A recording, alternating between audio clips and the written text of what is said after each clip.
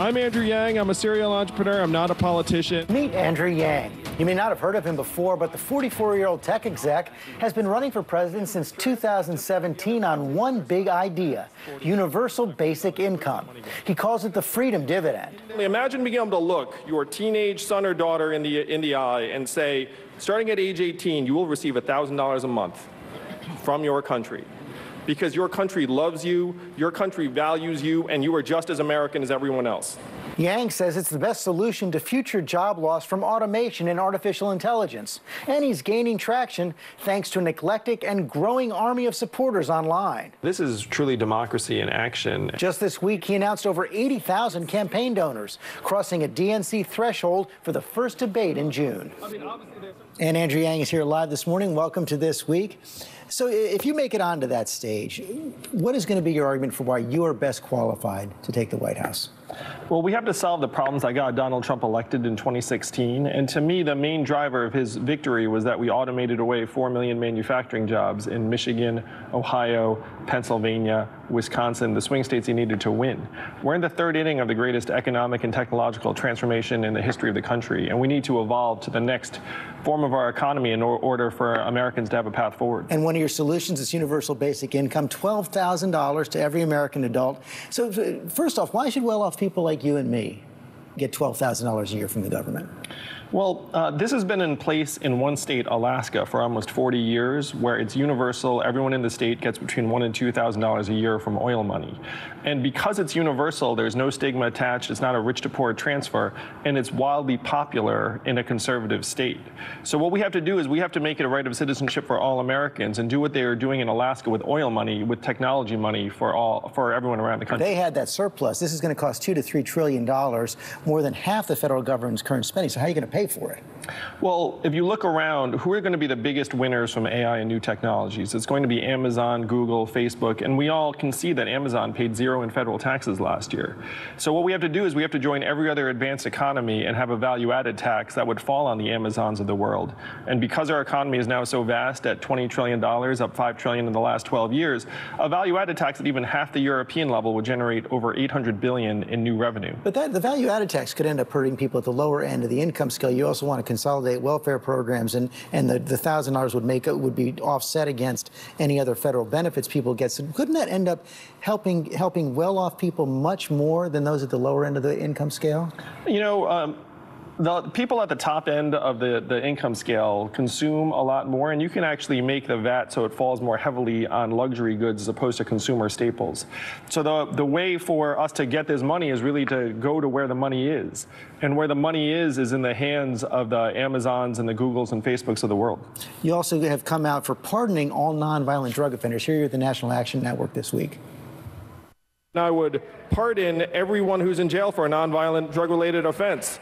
I would pardon them all on April 20th, 2021, and I would high-five them on the way out of jail. That include cocaine dealers, opioid dealers?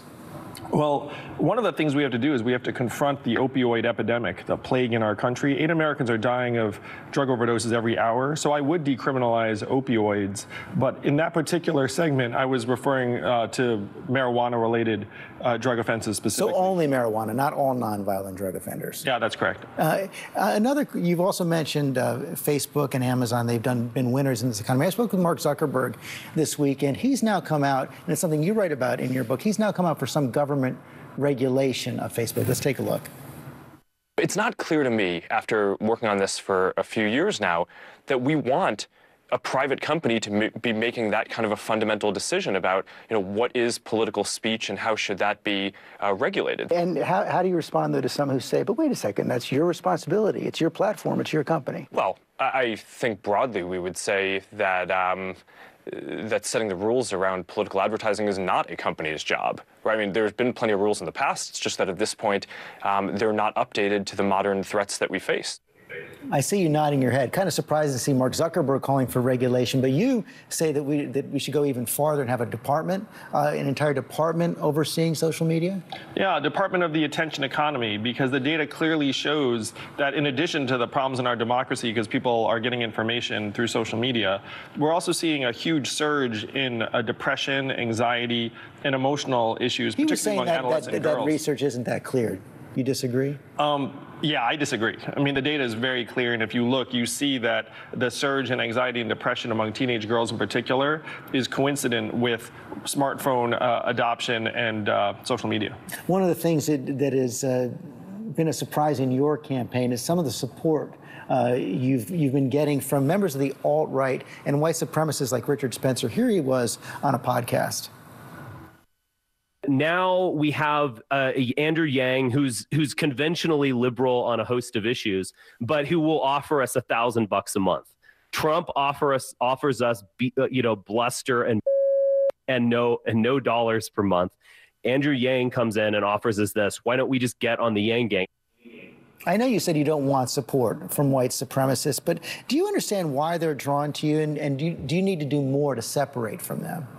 Well, you know what? I've completely disavowed any support from anyone who holds to some sort of hateful or racist ideology. I mean, I'm the son of immigrants myself, and that's antithetical to what I believe. But I do want to stay focused on trying to solve the problems of the American people. And we are destroying many communities' paths forward in the 21st century. 30% of malls are going to close in the next 4 years because of Amazon sucking up $20 billion in commerce each year. And working in retail is still the most common job in our economy. How do you translate this online support you've been getting into votes? Well, the great thing, George, is that I'm already polling nationally at 1% to 3%, depending upon the poll, and most people have still never heard of me.